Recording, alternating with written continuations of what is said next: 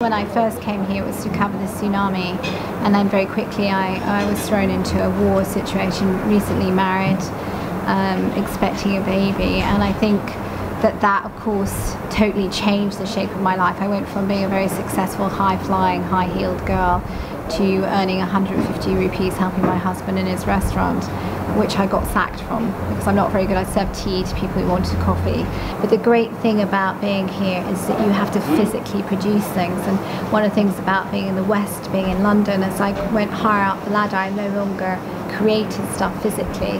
I got others to do it, and I think being here as a publisher, as a writer, as a mum, I've got to be really hands-on. I've got to physically draw the drawings in my books, I've got to draw the maps, I've got to interview the people. I can't send on the people out there because I'm no longer with a conglomerate. I am the conglomerate.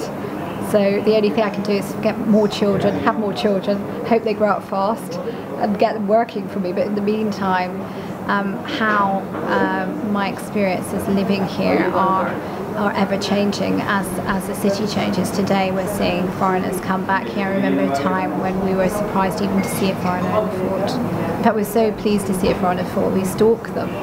Whereas today I try and run away from them, there's so many of them, and now I'm like quite cross because I have to share the beach my children and I used to go on just with the Sri Lankan families, and I've got to share it with hundreds of foreigners. How dare they?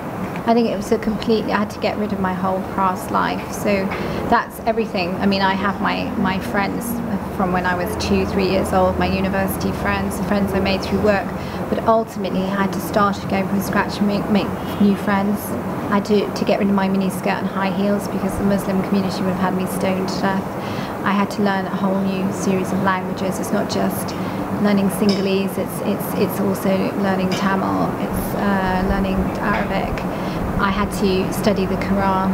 My family is Catholic, so I knew the Bible. I didn't know much about the Quran, so it was actually starting from scratch, almost like being a child. In fact, sometimes I spent hours with my children doing their ABC and doing the small little books, how to do the local language, and I find that I'm struggling with it, whereas my 5-year-old is just speeding on. So it's like starting out, it's like starting over, and that's very challenging because everything you thought was right is questioned, and a lot of what you think is wrong, but nobody is here to question it. So for example, violence is a big thing in Sri Lanka.